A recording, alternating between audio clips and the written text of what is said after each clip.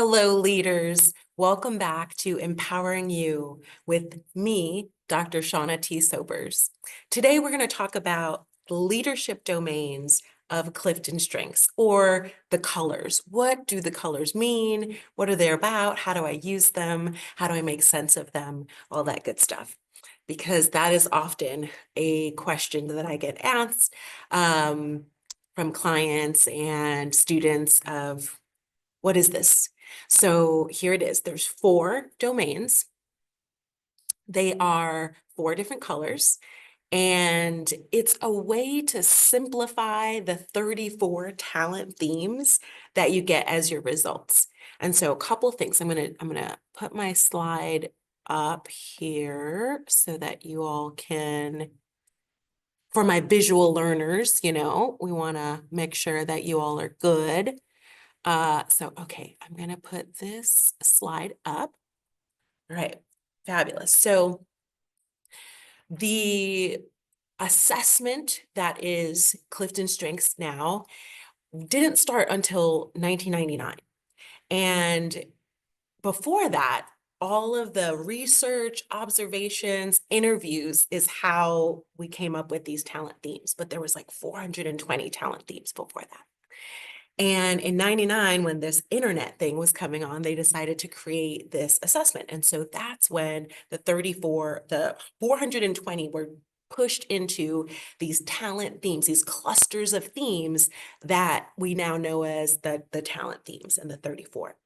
Well, as we begin to push this out to leaders and companies and different organizations, it's really hard to know the distinct differences between each of those. And so in 2005, Gallup comes out with this book, the Strengths-Based Leadership book. 2009. Did I say 2005? 2009. Strengths-Based Leadership book. And so now we're beginning to then understand, hey, how is it that on a broader scale, outside of our specific themes, are we making sense of the world? How are we, performing? How do we do things? So then it's kind of a bigger umbrella of the talent themes. And so a couple things I want to tell you about here before we jump into each of the 4.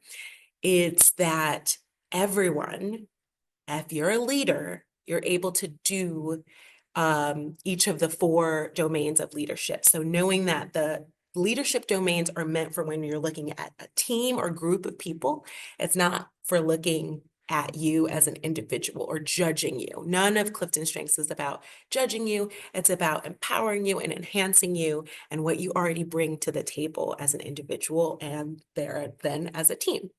So I want you to know that, because that's often a fear or a question that I get is, what does it mean when I only have 1 color or 2 colors or 3 colors when they have, 4?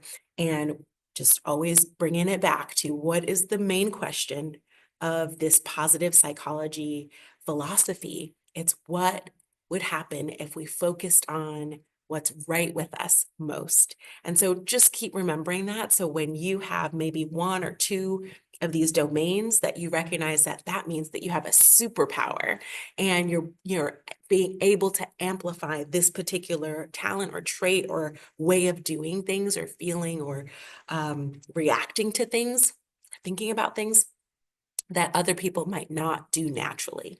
And so just continuing to remember that the results that you get from this is all about what you do well and not where you have weakness per se. Now, how I like to think about these 4 themes is based off of Cascade. Before they were merged with Gallup, they had their own website and tool for coaches to be able to make sense of this. And the way that they talked about it really resonated with me. So that's the way I'm going to teach it to you. Okay. And so if we think about these 4 colors, as we think about how a team might do their work. So the first one that we think about when we're planning to do something as a team is our strategic thinking domain, or the green domain. This one is really about what. What is the problem? What is the thing that we should be focused on, working on? What's the chaos that might be happening? What's the pattern that's not lining up? And so these are the people who are going to be asking lots of questions. They're going to be analyzing data. They're going to be saying, prove it to me. If you're saying a particular thing, they're like, where's the information? So they're going to be able to sift through all that information and let the team know this is where we should be, putting our work in. And then I have here are the talent themes that are most likely to be at a default into this kind of way of thinking about things. It's the what. It's the what. All right, so now as a team, if we know what to focus on, now we need to get people bought in. And that's where influencing, or the orange domain, comes in. So the influencing, I like to think of in this way, like they're amplifying the message of this is what we should be focusing on. And they're using the connections that they've made with different people, departments, industries. And because they know and understand what the why is of that particular person or industry, then they're able to speak to that why and make the connections and go to the people whose why connects and makes sense for the what that the strategic thinking has identified. And so these people are the people who are going to be able to speak out, to let people know what's happening and that there's a cause and a need for people to come and join the team and want to work on it. I think of this as the motivation, as the drive, as the inertia that happens to get the ball rolling. So now we know what the problem is, and now we're getting people bought in and connected to why they themselves would want to do that. And so here are some of the talent themes that might align with that. Okay, so now we know what the problem is. We've gotten people connected. Now we have a bunch of people and we need that glue. So relationship building is the next domain, and that's the color blue. And it is about creating that glue, that feeling of, if we work on this together as a collective, that's really going to be the thing that's going to allow us to solve this problem. Rather than if I did it by myself, it's going to be more likely to be done if we do this together. These are going to be the people that help translate, help reduce the friction between people, help figure out who should be doing which thing and who's best aligned to be doing that thing with others.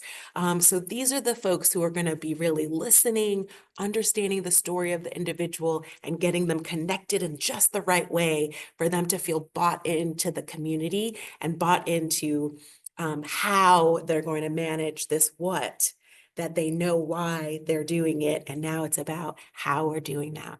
Or excuse me, this is the who. The who is doing what within that. Now the how is that executing, or the purple. So executing are those people who can really chop out the task, the milestones. The task might require the procedures, the processes, the just, how do I get it done? How do I get it to end? How do I close this out? So that's the drive and the stamina and the pacing to get that done as well. How do you make things happen? And so those are the four domains. Those are the four domains. And more so, what your colors individually are telling you is this is the default place that you go to. This is the most natural, the automatic place that you go overarchingly as you approach a situation or a problem. And it doesn't mean, like I said at the beginning, it doesn't mean that you can't do any of the others, but rather it means that you're going to use the talents and the domain that you have to do the others. So how I like to explain it is it's kind of like a low fence, or, and there's four of them. And if say I'm in strategic thinking, if I wanted to do something that was more relationship building, I might step over, do something in relationship building, and then I'm going to default back. So it's more of if I'm doing something in a domain that's not my default, it might take more effort, more energy, more thought, more focus, more time. It might not be something that I can do for a long period of time before I default back. And so it just takes more intention for me to get there, to use my talents to be able to do that particular thing. But it doesn't mean that I can't do it. So if I'm in strategic thinking, and let me see what's one that I have in strategic thinking, my intellection or my learner is in my top 5. And so I'm going to use that strategic thinking, but I want to use it for a more of a relationship building thing about how we all work together. Or sorry, I keep doing that. It's interesting. About who should be doing what.